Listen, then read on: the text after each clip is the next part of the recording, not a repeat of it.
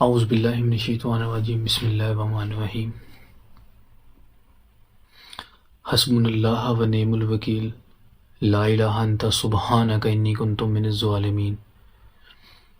السلام علیکم ورحمۃ اللہ وبرکاتہ۔ بے شک سب طرح کی تعریفیں اس اللہ تعالیٰ کے لیے ہیں جس نے آپ کو، مجھے اور ہم سب کو اس دنیا فانی میں پیدا فرمایا۔ بے شک یہ جان ایک دن ختم ہو جانی ہے۔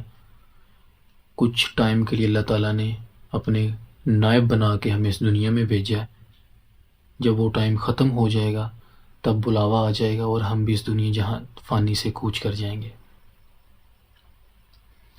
موت ایک حقیقت ہے، یہ آنی ہے، انبیاء کرام کو بھی آئی ہے، ہمارے نبی صلی اللہ علیہ وآلہ وسلم ان کو بھی آئی ہے۔ جو اس دنیا میں آیا ہے اس نے جانا ہی جانا ہے، یہ بات تو کنفرم ہے، یہ بات تو طے ہے۔ جو بندہ اس دنیا سے ایک دفعہ چلا گیا وہ کبھی بھی واپس لوٹ کے نہیں آئے گا۔ اس بات پہ بھی ہمارا عقیدہ ہے، ہمارا ایمان ہے، میرا ایمان ہے۔ اللہ تعالیٰ قرآن پاک میں فرماتا ہے جو فائدہ تمہیں حاصل نہ ہو سکے اس کا غم نہ کھایا کرو، اور ہم نے جتنا تم کو دیا ہے اس پہ اترایا نہ کرو۔ اللہ کسی بھی شیخی بگاڑنے والے اور تکبر انسان کو پسند نہیں کرتا۔ بے شک وہ معاف کرنے والا رحیم و کریم ہے، بخشنے والا مہربان ہے۔ اللہ تعالیٰ نے ہر انسان کو اس کی حیثیت، اس کے مقام و مرتبے کے مطابق عطا کیا ہوا ہے۔ وہ اللہ تعالیٰ قرآن پاک میں دنیا کی مثال کچھ اس طرح سے دیتے ہیں کہ دنیا کی مثال اس طرح ہے کہ جیسے بارش کے پانی سے اگنے والی کھیتی جو کہ کسانوں کو خوب بڑی لگتی ہے اور وہ اپنا زور پکڑتی ہے، اور اے دیکھنے والے ایک وقت آتا ہے کہ وہ زرد پڑ جاتی ہے اور چورا چورا ہو جاتی ہے۔ دنیا کی مثال جو نا اللہ تعالیٰ نے انسان کے آگے یہ رکھی ہے قرآن پاک میں، یہ دنیا جو ہے نا اس نے تمام ہو جانا ہے۔ ہمارے اندر جو جان ہے نا، یہ سانسیں ہیں، یہ ختم ہو جانی ہے۔ ایک ٹائم آنا ہے کہ ہم نے جو دنیا میں اعمال کیے ہیں نا، جتنے بھی اعمال کیے ہیں وہ ہمیں یاد آئیں گے کہ میں نے اپنی زندگی میں یہ غلط کام بھی کیا، یہ بھی کیا، اور وہ وقت ہماری موت کا ہوگا۔ یاد رکھیے گا جب تک آپ کی سانسیں چل رہی ہیں آپ کو کبھی بھی کوئی یہ یاد دلانے والا نہیں ہوگا سوائے آپ کی اپنی ذات کے کہ آپ نے اپنی زندگی میں کیا کیا ہے۔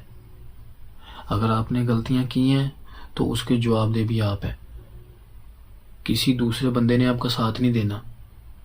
یہاں دنیا میں جب آپ کے اوپر کوئی مشکل آتی ہے نا تو آپ کے ساتھ ہجوم اکٹھا ہو جاتا ہے، آپ کے دوست، آپ کے رشتہ دار، آپ کا بھائی، آپ کے ماں باپ آپ کا ساتھ دیتے ہیں جتنا وہ دے سکتے ہیں۔ آخرت کا معاملہ جو ہے نا اس سے بالکل اپوزٹ ہے، بالکل الگ ہے۔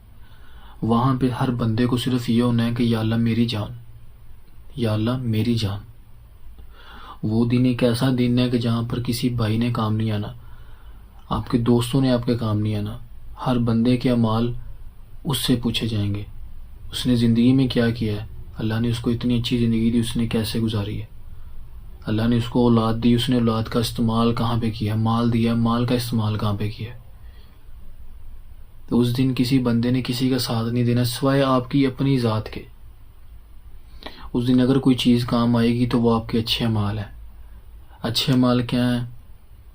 اگر آپ نے کوئی دنیا میں ایک ایسا کام کر دیا جس سے لوگ اب تک فائدہ حاصل کر رہے ہیں، آپ کا اچھا اعمال ہے۔ اگر آپ کی اچھی اولاد ہے جس کو آپ نے پڑھا لکھا کے کسی اسلامی کام میں لگایا ہے، آپ کا یہ اچھا اعمال ہے۔ آپ نے اپنے بوڑھے ماں باپ یا دونوں میں سے ایک کو یا دونوں کو بڑھاپے کی حالت میں پایا ہے اور اس کی خدمت کی ہے، جیسا کہ میرے نبی فرماتے ہیں کہ ماں باپ دونوں میں سے ایک کو یا دونوں کو بڑھاپے کی حالت میں پاؤ تو اس کی خوب خدمت کرو۔ جس نے اپنے ماں باپ کی خدمت کی بڑھاپے میں یا جب تک وہ ان کی زندگی میں زندہ رہے ہیں، یہ ان کا نیک مال ہے۔ ادروائز کسی تیسرے بندے نے آ کے آپ کی جان نہیں بچانی۔ وہ دن ایسا ہے کہ ہر بندے نے اپنی جان خود بچانی ہے۔ آپ کے ہاتھ، آپ کے پاؤں، آپ کی آنکھیں، ہر ایک چیز جو ہے وہ اس بات کی گواہ ہوگی کہ آپ نے اپنی زندگی میں کیا کیا کیا ہے۔ آپ نے جو خیرات کی ہے، جو صدقہ کیا ہے، لوگوں کی مدد کی ہے، یہ چیزیں آپ کو آگے گزار دیں گی۔ اللہ تعالیٰ نے یہ ایک میدان برپا کیا ہے، یہ ایک میدان ہے، کھلا میدان ہے، جس میں ہم لوگوں کو اللہ تعالیٰ نے بکھیرا ہوا ہے، چھوڑا ہوا ہے، اور اللہ دیکھ رہا ہے اوپر سے بیٹھا کہ ان میں سے میرے نیک بندے کون سے ہیں جو کہ ایک دوسرے کی مدد کرتے ہیں، جو کہ ایک دوسرے کا خیال کرتے ہیں۔ ایک ٹائم آئے گا کہ یہ میدان سارا اکٹھا کر لیا جائے گا۔ یہ دنیا کی مثال بالکل ایک چھوٹی سی چونٹی سی ہے، جس کے ساتھ آپ جتنی اچھائی کر سکتے ہیں نا، آپ اتنی کریں۔ نو میٹر اگلا بندہ آپ کے ساتھ کیسے چل رہا ہے، دیکھیں جیسے کو تیسا، یہ والا جو محاورہ ہے نا، اس کو ختم کریں۔ آپ کوشش کریں کہ یار میں اگر اس دنیا میں آیا ہوں تو میں اللہ کو راضی کرنے کے لیے کیا کر سکتا ہوں۔ سب سے بڑی مثال یہ ہے، سب سے بڑی جو وہ ہمارے نبی کی زندگی کی مثال ہے۔